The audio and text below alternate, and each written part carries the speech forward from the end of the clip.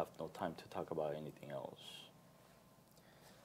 Tragedy strikes the Sunshine State, and making the whole situation worse, an FBI official acknowledged today that the Bureau received a tip months before the Florida high school massacre about a social media comment by the murderer, Nicholas Cruz, who aspired to be a professional school shooter. And time is running out for DACA. With the Senate expected to take up competing immigration proposals this week, the White House shot down any idea for protecting young immigrants from deportation without drastically decreasing future migration. And is it liberal media or just fake news? We're a year into the most biased U.S. media coverage in history, tracking at 90% biased news against President Trump. But is it actually helping the president and hurting the media? Hi, I'm Michael Wan, your host for Michael Wan's Op-Ed Live, and this is Ben Pak, former deputy for California Senate Pro Tem, Kevin DeLeon, and who is also running for the California Board of Equalization seat. Before we start our show, we would like to tell our viewers that what's most important in our debate and discussion is that it's not about left or right, it's about being right or wrong, right? Yes. Well, Ben, let's jump right into our first topic. Tragedy struck yesterday in Parkland, Florida, and this is what the New York Times said today. A heavily armed young man barged into his former high school about an hour northwest of Miami on Wednesday, opening fire on terrified students and teachers and leaving a death toll of 17 that could rise even higher. The dead included students and adults, some of whom were shot outside the school and others inside the sprawling three-story building. The gunman, armed with a semi-automatic AR-15 rifle, was identified as Nicholas Cruz, a 19-year-old who has been expelled from the school, the authorities said. He began his shooting rampage outside Marjorie Stoneman Douglas High School in this suburban neighborhood shortly before dismissal time around 2:40 p.m. He then made his way inside and proceeded down hallways he knew well, firing at students and teachers who were scurrying for cover. It was a tragedy what happened yesterday at Sunshine State, Ben. Well, I want to know your thoughts about this. I mean, this should not happen. We, in the United States, there's been 18 such shootings just in the last 45 days at schools. I mean, shootings are happening everywhere from New York to California, but 18 such incidents have happened, and it's almost become something that is a way of life. We don't really react as bad as it is. I mean, not too long ago, we had Las Vegas, and not too long ago, we had Florida, the Pulse nightclub. 49 people died. And who can forget Sandy Hook Elementary School? 20 people. And this actually has been going on since the 60s, when that one gunman was in Texas, in the tower, and then shooting people from the tower. So the whole issue of mass shooting is something that's been affecting the United States for the past, 50, 60 years. And a lot of questions comes about as to, we know now that the FBI knew about it, and the question is, why wasn't it something done? How somebody who on social media posted that he was a professional school shooter was allowed to even buy these weapons. The other thing that puzzles me is that in the United States, we do not allow somebody to buy alcohol until you're 21. But at 18, you can actually have something more dangerous as a firearm. And, once again, we're looking at the whole aspect of mental health issue. And depending on which side you are, left or right, you blame mental health issue or you blame the lax rules of owning a gun in the United States. So a lot of questions are coming up, and I wish people would have an honest conversation. And yes, I've heard people say, what's the point? Nothing's going to get done. But we cannot take that kind of stance. We need to talk about it. We need to become informed, and we need to be able to kind of sit and then have an intelligent conversation in order to come to some kind of resolution. We cannot just continue this way. I think there is a clear line here. You're right. Conservatives would like to view this as a mental health issue. And liberals like to view this as a gun rights issue. Well, I was brought up in South Korea, so we never had this kind of problem in South Korea. But in America, I understand that some believe their rights in the Second Amendment. They think it's one of their most important rights. But whenever we see this kind of tragedy, especially when it happens at schools, you can't help but notice that there's something really wrong about America's gun law here. I really believe that. And especially this killer named Nicholas Cruz, he used a gun, AR-15, which is a semi-automatic weapon. I personally believe semi-automatic weapons should be banned in all 50 states. And with AK-47 too, some states are legal. It's legal, AK-47, right? So I think it should be banned all across country. And whenever this gun control issue comes out, I texted you last night, it makes me jaded. It makes me a little bit tired to talk about this issue because I think it's just a controversial issue, but it doesn't change anything. It hasn't. And I would like to see the AR-15 and AK-47, those semi-automatic weapons, to be completely banned. Actually, it's assault rifle. Assault rifle. Even yes. A handgun is a semi-automatic. Oh, is it? Okay. Okay. So. In my case, I used a gun when I served in military in South Korea for 2 years and 2 months. I used M16 and K2. And you said those guns are pretty much like AR-15, yes, right? Right. So AR-15 is a shorter version of the M16. So I couldn't believe that. I can't imagine myself, using that. I mean, on what purpose? On what purpose?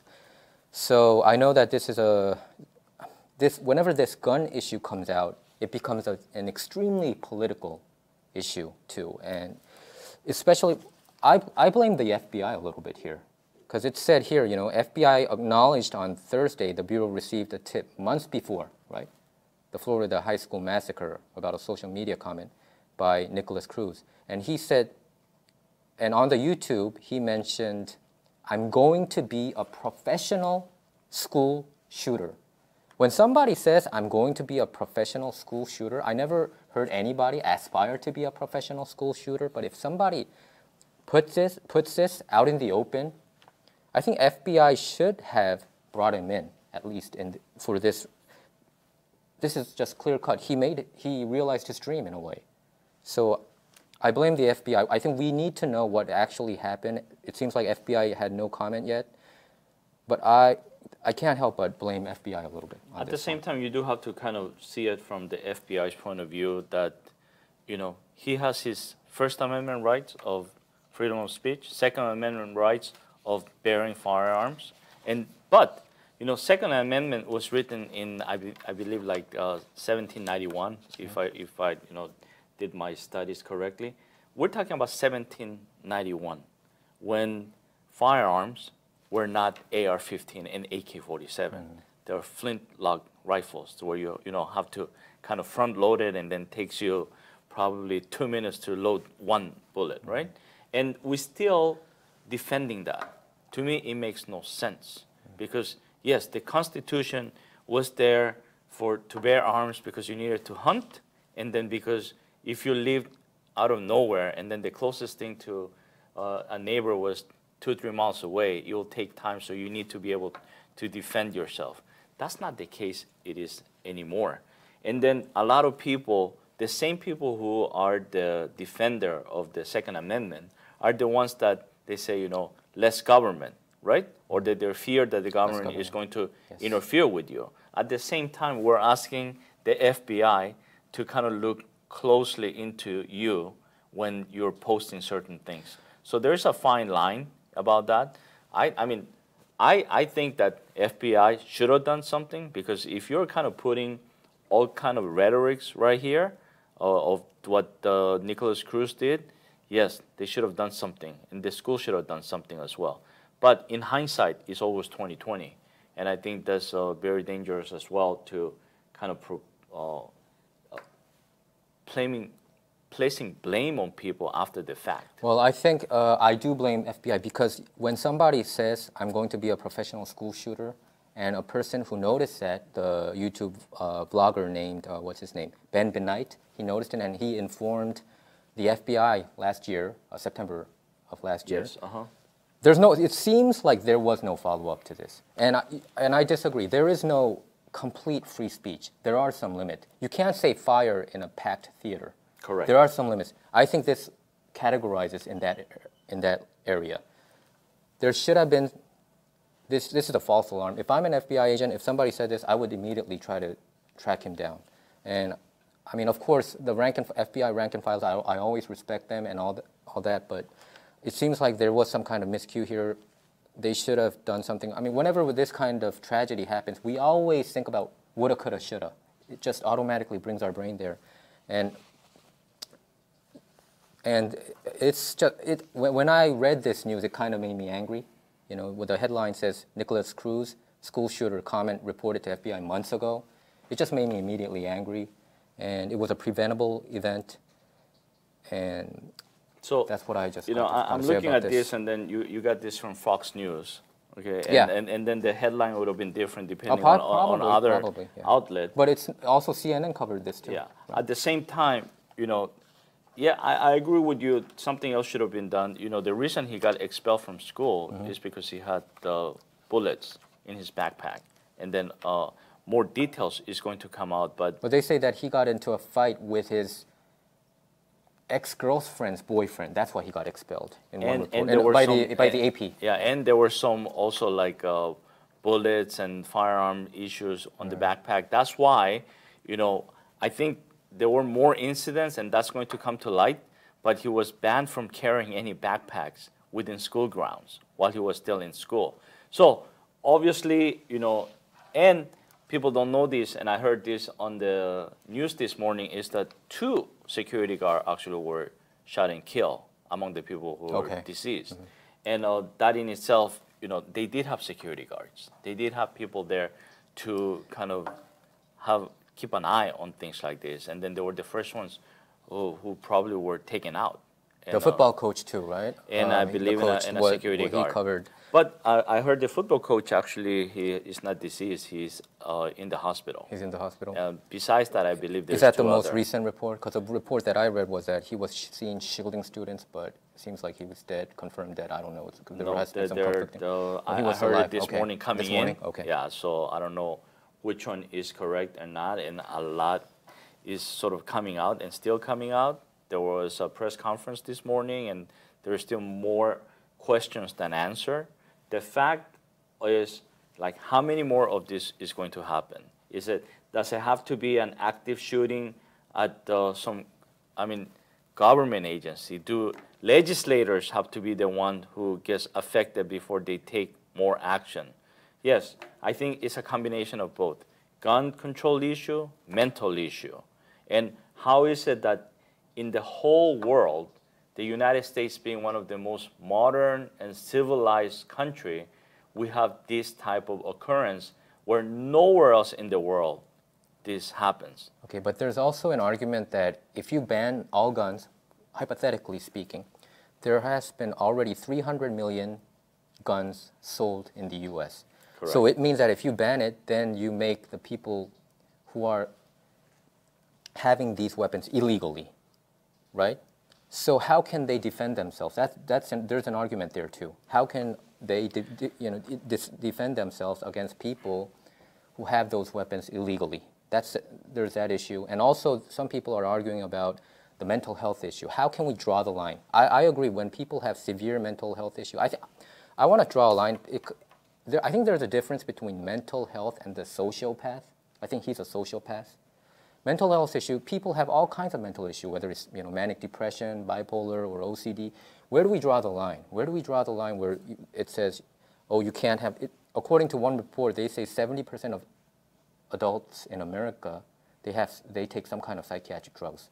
So where do we draw the line? Where can we say, you can't have it, oh, you have ADHD, you can't have it, and where can we draw the line where it's legal for them and where it's not? I think gun issue is an extremely complicated issue. I have a lot of my friends, they really believe in the Second Amendment. They think it's one of the most important rights that they have. they're clear with that. They're very, very passionate about it, especially if you go to countryside. It's very different from these big cities and metropolitan sites. They believe without guns, they can't protect themselves. So I understand. I used to live in those countryside too, so I understand their mentality. I'm a little bit pro-gun control because of my background in South Korea, because it's a completely different area. Some argue that if South Koreans had weapons, those military government couldn't have even arisen. I think that they have a very good point. I think that's a very good point too.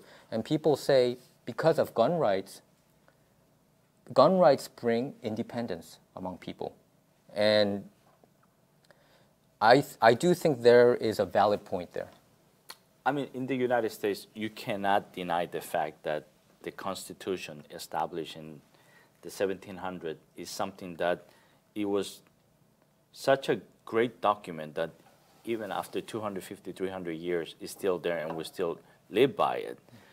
It is a super complicated issue, but my point is a conversation has to happen and changes have to be made, whether it is in the mental health issue and the gun control issue. We cannot just say, this is the way it is and this is the way it is and live with it. That's what I'm saying. I agree with you on that. And President Trump gave out a statement today. He mentioned mental health issue, but he never mentioned the word gun in his statement. So I think that really shows that he's extremely, he's on the right, conservative side on this issue. On that point, last February, he actually signed to rescind an Obama-era sort of legislation where people who were receiving federal benefits because of mental issue, their name was sort of on the unable to buy guns list. But in February, he rescinded that. So, But President Trump's argument has always been this: if there are guns on the other side, it could have been, you can lessen the victim numbers. That's his argument. Whenever you see this kind of massacre, like in, for instance, Pulse Club in Florida, 49 people died, it's because nobody had guns in that club. If somebody had guns, his argument is, if the bullets go the other side, you can prevent the numbers being so high. So what do you think about that? Well, it's easy to make that argument after the fact, okay? And yesterday, watching the news, a retired FBI agent said, all this is going to happen within the first 3 to 5 minutes when the majority of people kind of are victims. Even the school had security. Even let's assume the teachers had firearms, which that's another argument and scary thought as well. Yeah. You would have taken. So they were interviewing a teacher and says because it was that morning they had a fire drill, and then again they had one at 2:30. He was sort of like puzzled as to why we're having one, and then he said he heard something to like a firecracker. He really didn't even think what was going on. And then all of a sudden on the PA system, somebody said code red. And I guess that's the code they use or the word they use, there's an active shooting. And then really didn't know how to react about this whole thing. So I don't know. I honestly have to say, whether people had guns to protect themselves, but we're talking about a school. Do you really want to have people armed in a school? And I'm against that. Yeah. And I also want to know if the 2 security guards were armed, they were uniformed, or what was the case, because that also will change sort of the argument as well. If they were armed and they were the first ones to be taken out, then that contradicts that point of if they had guns, you can defend yourself, right? Probably in the school setting, yeah, I would say it's a different thing. So in LAUSD, for instance, you do have security guards in school, and then some school actually do have police officers kind of stationed. So, but somebody who kind of make up their mind to be a professional school shooter, and the other thing is that I read somewhere that he had smoke bombs and smoke bombs, and other things, and I'm curious as to how he got a hold of those. Yeah, it seems like he even in his social network pages he put a lot of guns, and he wanted to. I think he mentioned he wants to murder people, something of that nature, and it seems like the people just didn't notice it that well at that time. And the boy, this guy, Nicholas Cruz, was charged with 17 counts of premeditated murder. Usually when you see this kind of murder happen or massacre happen, they usually kill themselves, or you can see them kind of self-suiciding themselves by just being killed by cops. But in this case, he didn't do that. And Nicholas Cruz, he was adopted, and obviously he had some mental issue. And according to one report, his mother died months before, like 4 or 5 months before. So obviously, I think it must have bothered him in some way. We don't know for sure. It's very difficult when people say about this is about a mental health issue. I think it's both. It's both. It goes both ways.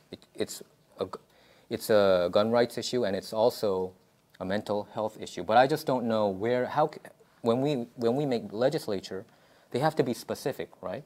Where can we draw that line? Once again, it's a super complicated issue. I sympathize with the family. This should have not happened. I have, daughters. You have kids. I have 2 kids too. Imagine what the parents are going through. I was imagining it, right? Yeah, I just couldn't. But my point is, the dialogue has to happen, and we cannot just stand on one side and the other and kind of say more guns or mental health. It's just something that we need to talk about it, because we can find or we can talk about why, whether there was a trigger in his mind because a mom passed away or anything like that. And, after the fact doesn't really matter. It happened already. Yes. What happened in Vegas, they still have no answers as to why it happened. But now with discovering that he was able to buy armor-piercing ammo, it's like, why does anybody need armor-piercing ammo? Yeah. So those should not be even available. Yeah. But somehow he was able to buy those. Yeah. And I think there was a Democratic senator who came out on CNN today. I watched a clip of that. And I think his argument kind of rings true. He said that we don't need these kind of weapons, AR-15 or AK-47. He said he loves hunting. He went to hunting with his dad. I forgot the senator's name, but he lived in a gun-loving family. Mm-hmm. But he thinks AR-15 and AK-47, those kind of guns, they're not for hunting. It's for killing. And I agree with him. And we should ban this, I think. Well, yeah. I mean, as you know, I'm in law enforcement. Yeah. So it's not that I don't understand guns. Actually, I do understand. I own them as well, and I respect them. And I think it's for preservation of life, not to kill. And so it is one of those subjects that I struggle. And then, like you say, it just makes me angry that this happens. But once again, this is very particular in the United States. Things like this doesn't happen anywhere else in the world. So there is something that we need to look deeply inside us to be able to kind of answer some of these questions, because we cannot say, this doesn't affect me.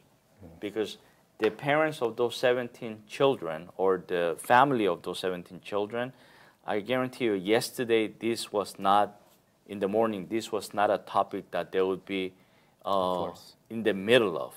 They kissed their kids, yes, and said goodbye. Husbands and hoping wives, them having good time at school, having a good time with friends. So let's not wait until we become part of the people or the families. We do have to take action, and everything that we do, as a society, as a community, is something that affects somebody else. And I really don't think it should be something that, well, I don't live in Vegas, I don't live in Florida. But remember, it happened here in Riverside. San Bernardino. Yeah, not too long ago. Mm-hmm. And we become sort of, like you said, a little bit jaded, or we don't want to deal with it. But it's a conversation that we really need to have. I do agree with you that the more we talk about it, we will get closer to some kind of answer. Yes. Well, our thoughts and prayers are with all of the victims' families. Okay, we have to move on to our next topic. Yes. The Senate is expected to take up an immigration reform proposal this week, but the White House has one firm caveat. Trump is willing to legalize DACA recipients. However, he wants to protect the border and change the entire immigration system that some have noted is outdated. And President Trump also urged senators to avoid any short-term band-aid approach, such as boosting border security spending in exchange for extending temporary protections for young immigrants beyond March 5th. That's a deadline Trump set last fall when he scrapped the Obama-era DACA program. The news comes as the Senate faces a self-imposed deadline to reach an agreement on immigration and border security legislation this week, with Trump ruling out the possibility of extending the DACA program and urging Republicans to oppose measures that don't reflect his demands. Time's running up, Ben. What's going to happen? You know, I believe in order for DACA to survive, they are going to have to negotiate and then give some of the pillars or what President Trump wants. I don't think they're the correct things that should happen. As you know, reverting back to what happened in Florida, the $25 billion can be spent in better things than a border wall. Because in reality, look, in reality, how many terrorists or things have happened compared to school shootings? So if you kind of put it that way, I don't think it's just about terrorist issue. I think it's also job issues. Many people view it as job issues too. Yeah, but I think the Democrats do have to give in to a certain degree in order, if DACA is the #1 issue to resolve, they do have to negotiate. Otherwise, it's going to be an impasse, and no decision is going to be reached. And I think President Trump may go on the war path, if it doesn't happen, to actually prove that the immigration ICE is going to, probably do more raids. I heard this morning that ICE was out and about in LA area doing random raids as well. And most people probably are not aware of it, but remember, a few weeks ago, they were doing all the 7-Elevens and here in Southern California. Yes. So I think they probably stepped that up in order to instill fear on people. So let's break it down. President Trump has 4 pillars that he talked about even during his State of the Union speech. And the Senate, supposedly, they had this self-imposed deadline until tomorrow. I don't think it's going to happen, probably. It doesn't seem like so. But let's see what he wants. I think, right, he's the game changer. So #1, he wants 1.8 million DACA. Actually, it's 690,000 that Obama gave for DACA recipients. But why did it become 1.8 million? It's because there were some quote unquote lazy people who didn't apply. But so he's willing to give them a chance. So they think approximately 1.8 million. So that's why he came up with this number, 1.8 million. I'm for it. Pathway to citizenship. Some of them has been brought in here, 1-year-old, 3 years old, 5 years old. You can't just kick them out to Guatemala or some other, South America countries or wherever they're from. 30 to 50,000 are supposed to be Koreans. Yeah. I view them as Americans. Yes. They can't speak other languages. They're Americans. And I saw one kid that came out on Fox News, and he said he's a DACA recipient, and he said he's all for President Trump's plan. Anyway, the first pillar, it's a checklist for me. I like that. What do you think about the first pillar? There is absolutely no argument there. Of course. Yes. Okay, second pillar, chain migration. Chain migration is family sponsorship, right? You bring in not just your family, but your cousins. You can bring in cousins or uncles. But President Trump wants to ban that and make it only to your direct, nucleus family, right? To your dad, your spouse, and no dad. Children. No dad. And that right doesn't go to the DACA recipients either. DACA recipients cannot bring in their family either, according to what I read. Are you for that or against it? Absolutely not. My family, my brother, my parents, I may be selfish in this to say, but brothers and sister and parents, absolutely yes. To cousins, I'll maybe give somewhat of a leeway. But let's look at, President Trump's current wife, Melania Trump. I was about to say that. They continue to dodge the question because her parents and her siblings were brought into this country from somewhere According else. to Forbes magazine, it seems like Melania Trump's sister And parents. I don't know. I read about the sister, that she did come through migration, chain migration. Yes, and parents too. But, the White House. So I find it super hypocritical that he's proposing such thing, which I am totally against it, when he himself, his own family, benefited and actually did. To me, you come to this country as an immigrant to better yourself and your family. And I think if you're enjoying the benefits of this country, you should be able to bring your family as well, which is not just your spouse and your children, but those close to you. I think spouse, children, mom and dad should be included because they need care. The senior members need care. So I'm a little bit against his second pillar too. But I do understand why he's saying that, because there has been some terrorism caused, especially in New York, those incidents caused by chain migration. So he raises a good point there. But I would say I generally agree that you have to limit. You can't just bring in everybody, just uncle and or niece or nephew. It's very hard to track down if you go that path. What President Trump is trying to do is, I think he's trying to protect the jobs here. He believes that there has been so many jobs that has been lost to illegal immigrants or undocumented or whatever you say, and also probably too much immigration has probably hurt this country. I think that's how he views it.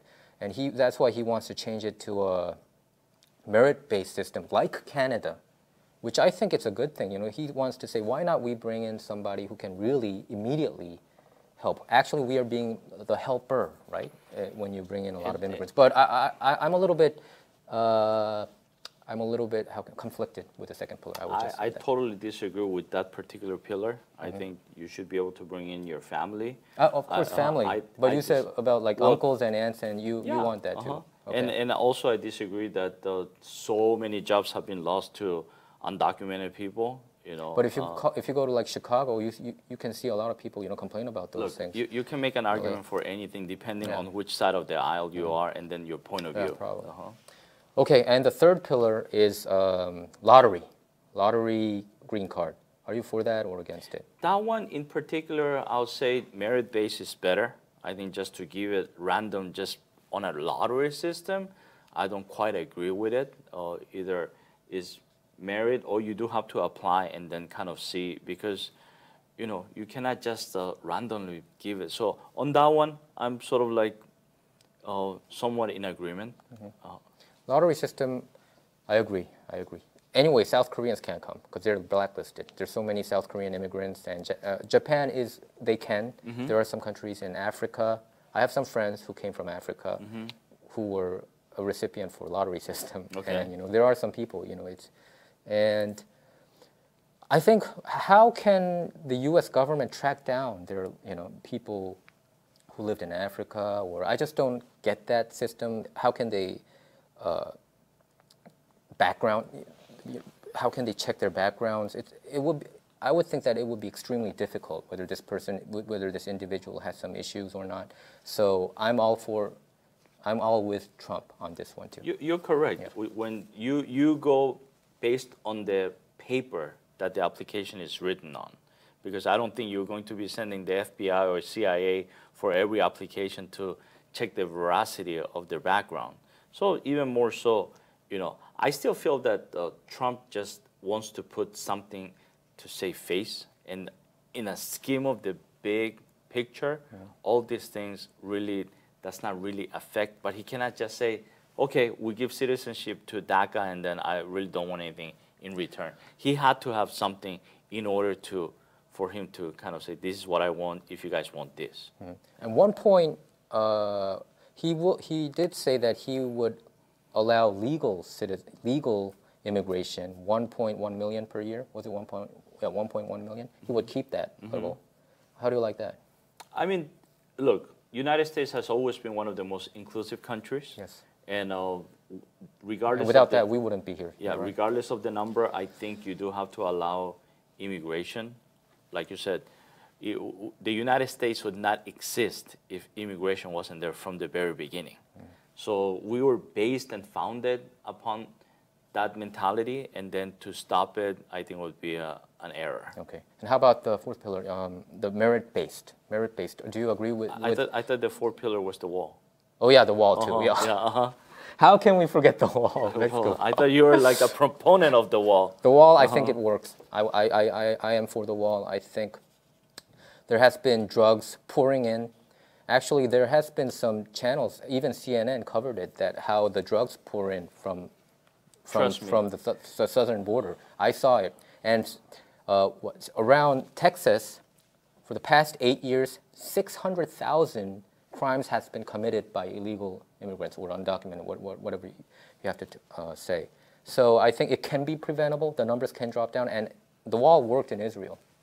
Well, maybe it worked in Israel. In the United States, I think is not something that is going to work.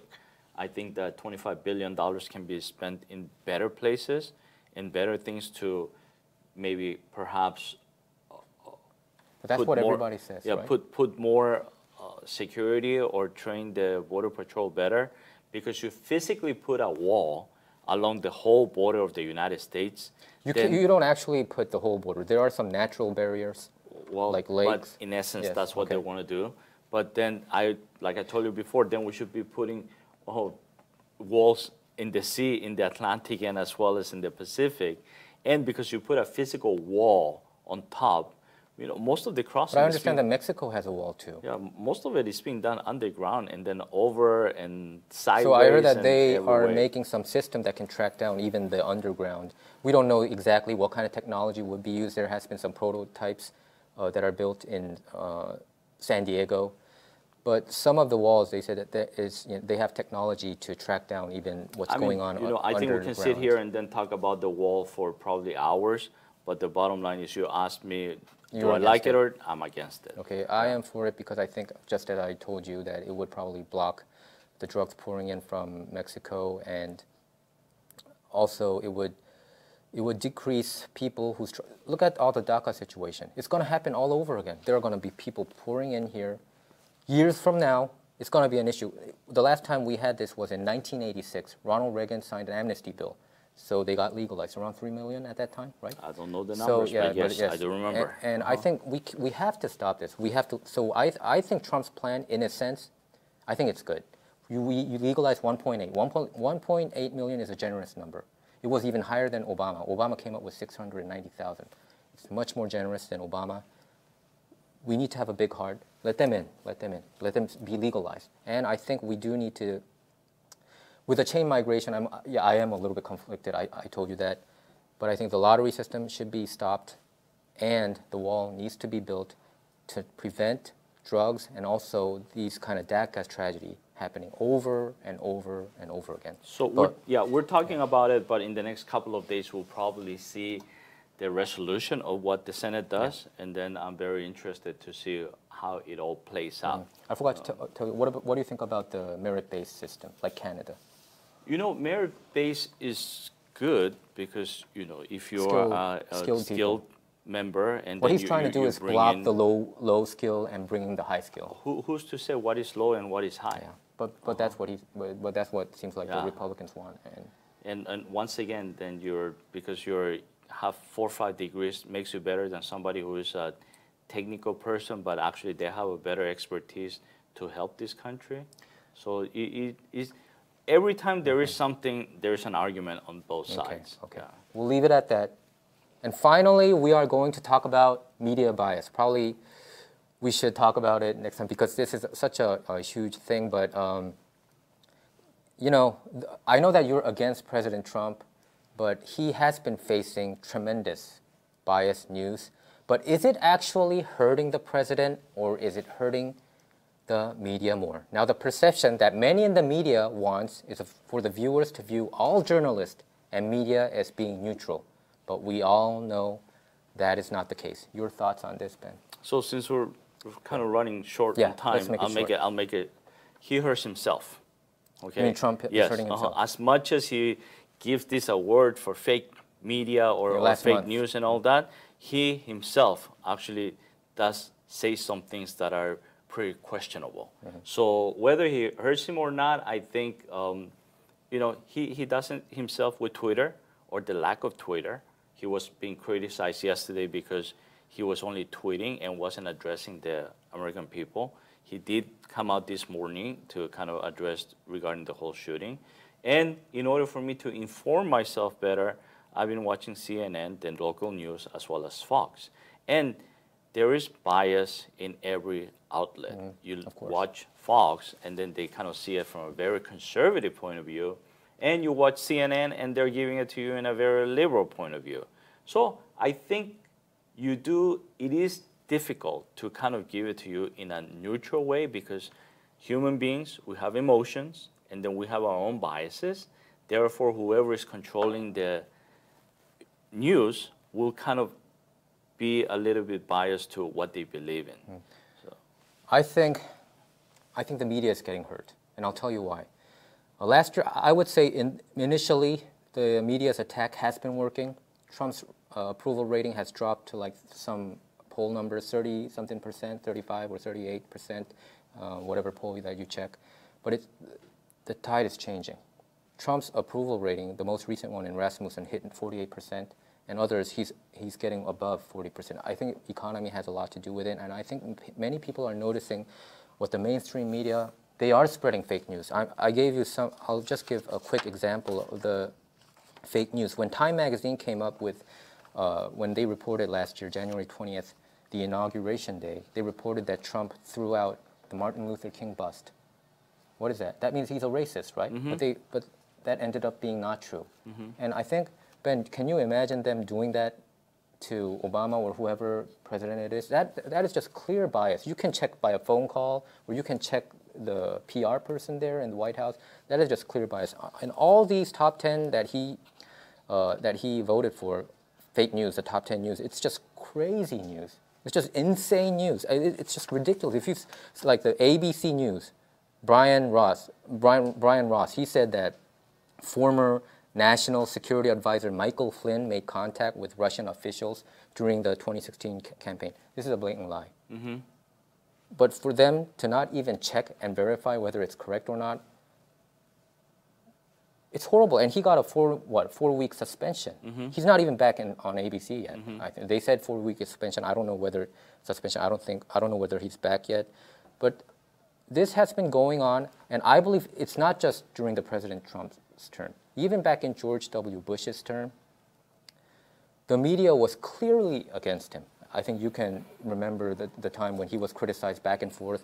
So people, especially in the middle, in the heartland, I'm not talking about California or New York, but people in the heartland, they notice it. They notice the bias, a clear bias. They notice fake news. There are fake news, plenty more from mainstream media. I don't know where they get fake news from, these media, tiny outlets or obscure outlets. I never heard it. If there is, why don't they show it? It comes from the mainstream media, and I think they have to really try to base news on facts. If they want an opinion show, then like our show, it's an opinion show. But if they have a straight news program, I don't think they should spread out these fake news. If there are blatant fake facts, then of course they shouldn't be saying it. But at the same time, I think you're nitpicking. In the bigger sense, I don't think it's fake. I think they're just. What about the Russia scandal? I think that's the whole thing. The whole narrative has been fake. And I told you before, let's wait until the whole investigation ends. Memogate is separate from Russia scandal. Even the Russian scandal hasn't been determined yet. But you can see the mainstream media slowly not talking that much about it. Well, nobody's talking about Memogate either. So They are. There are plenty of people. I'm not talking about just Fox News. If you listen to like talk radio or other media outlets, of course we know that ABC, NBC, CBS, New York Times, Washington Post, MSNBC, and CNN, they're all with the liberal media, because look at where they are. They're located in New York, Washington, D.C., all these liberal states. So they have to sing to their choir. So they are liberal. So the media is liberal, but there are other media outlets who are covering these news.